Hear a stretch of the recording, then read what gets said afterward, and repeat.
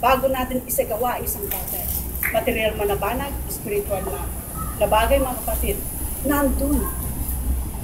Yung malumay na pagsisiyasat, mga kapatid ko, lalo na mga kapatid, ko natin ginaanan, nga panagsukimat, panagitalimong, itipalimong, Diyos.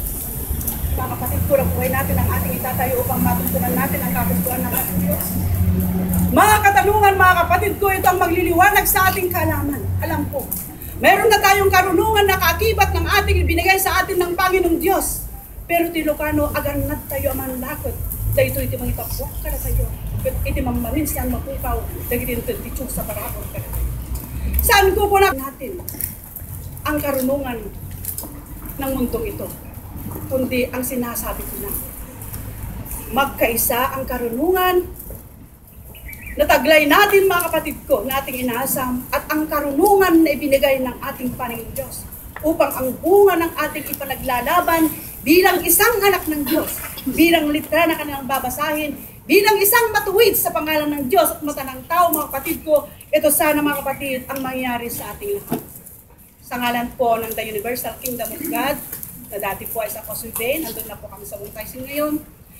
Mainit ko pong ibinabahagi sa inyo ang kanilang pagbati sa aking pamamagitan, na sana po ay musbong pa ang ating kaalaman, ang yamang bigay ng Diyos, na kailanman ay walang pagkakas.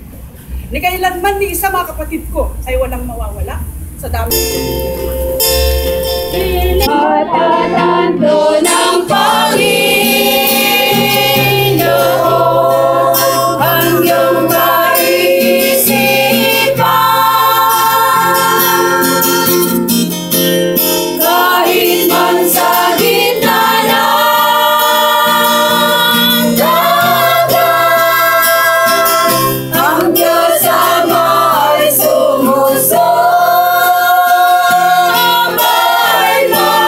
kahit saan ka man naroon, doon kasama mo siya. Ano nanay? Mamay pa sila ito. Sabihin mo parang yung puso kung ngayon si Jesus Cristo, tumupad lamang sa utos niya, kasama kanya malalangin kahit saan ka. Magsisila sa mga kasalanan, matatanto ng Panginoon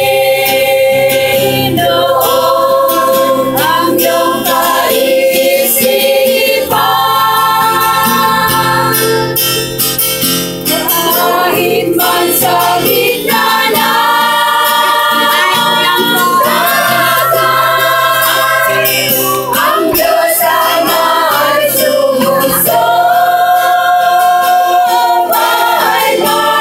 kahit saan ka man maroon, doon kasama mo siya.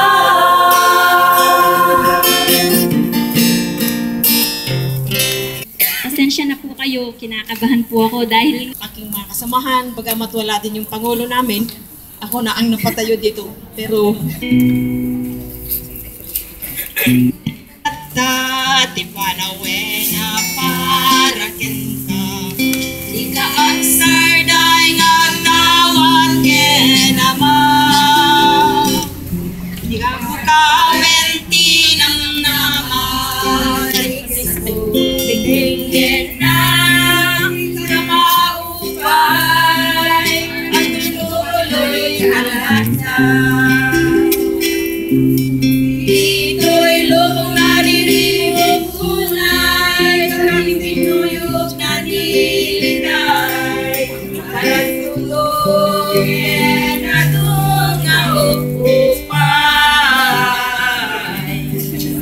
Kaibigan na kastaunay, broken sin na Diyos ay ang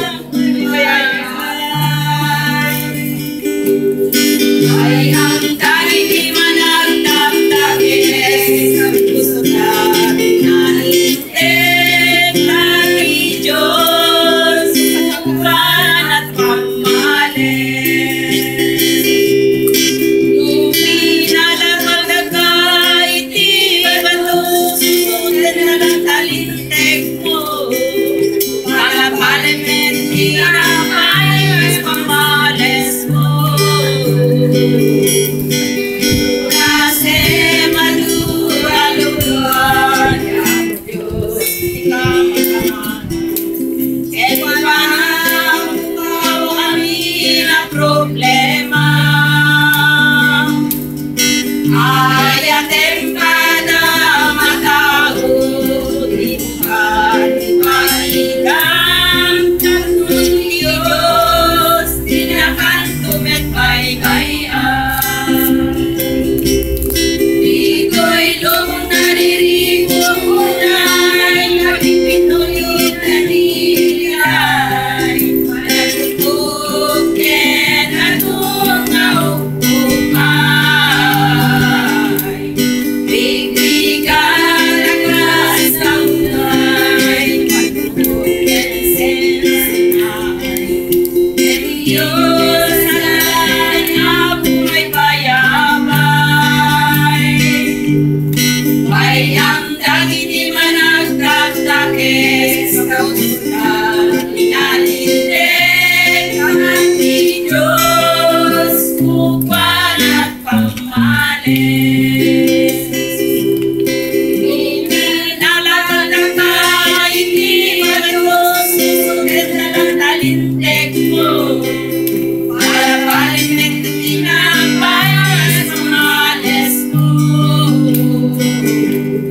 Una sin maluluan ang Diyos ikaw e parang makukaw ang linaw problema kaya tempada matao kailang kundi Diyos tinakang tumagbaybayan. Kundi Diyos tinakang tumagbaybayan. Salamat po.